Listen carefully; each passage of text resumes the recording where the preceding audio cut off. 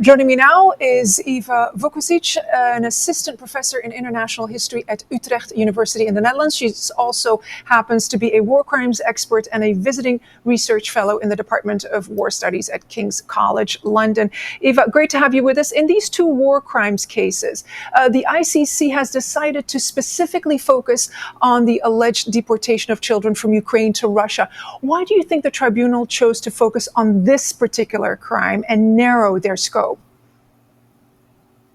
That's a very good question. I think one thing that we should remember is that this potentially is only the beginning. There may be other cases against these or other potential charges in the future against these individuals or others. So I think what is really important to say is one factor that might be influencing the decision is the fact that, a lot of children are still in these homes with families in Russia. So in some way, it might be a question of sending a message that people should not be engaging in this kind of behavior that is unlawful. Indeed, the prosecutor has called it a war crime. So that might be one reason.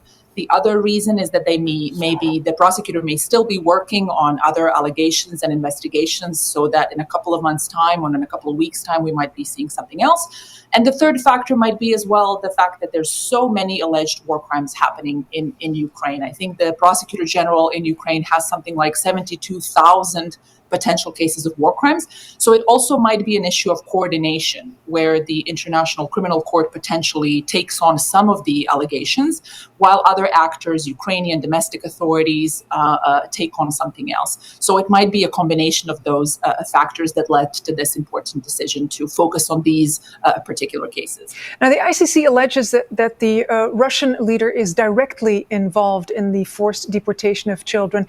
Is the forced transfer of children considered to be a war crime? Well, the prosecutor of the ICC definitely thinks so. In fact, it can also be a case of genocide.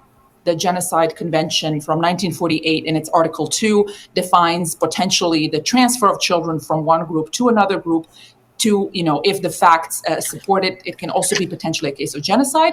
So we definitely can assume that the prosecutor would not come out with a request for arrest warrants if he didn't think that he had the evidence to prove it. Now, short of President Putin no longer being in power or for some reason losing his immunity, how could this particular arrest warrant affect the Russian president? And also, what kind of impact does it have on Russia's Commissioner for Children's Rights, Maria Lvova-Belova?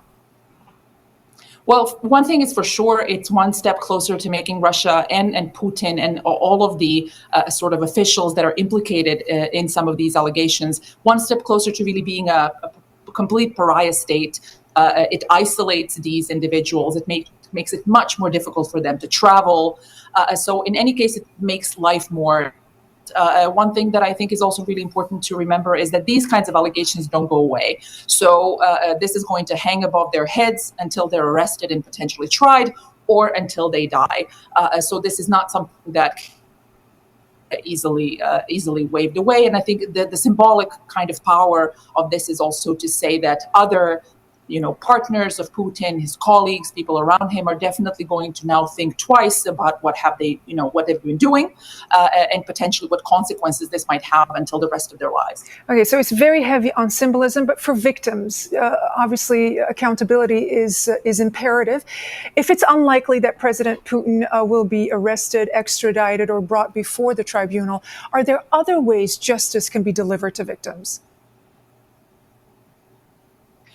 Well, it is true that it's right now unlikely, but I would like to remind viewers that other cases, for example, some might know about crimes in Bosnia and Herzegovina in the early 90s, General Ratko Mladic or Radovan Karadzic, who were also, they were fugitives for 15 years. No one thought that they would ever be prosecuted in The Hague. And then they were caught, and then they were prosecuted, and now they're both serving lifelong sentences. So what I want to say is that this is really a long game, and that, it might not be possible now, but it's circumstances change, politics and international politics change, domestic politics change. So depending on the outcome of the war, depending on the situation in Russia domestically, Putin might be out of power. Putin might be a burden to some of the people that come after him, which might result in him actually being extradited. So it might not happen soon, but I wouldn't say that it's impossible. Eva Vukusic, thank you so much for joining us. Thank you.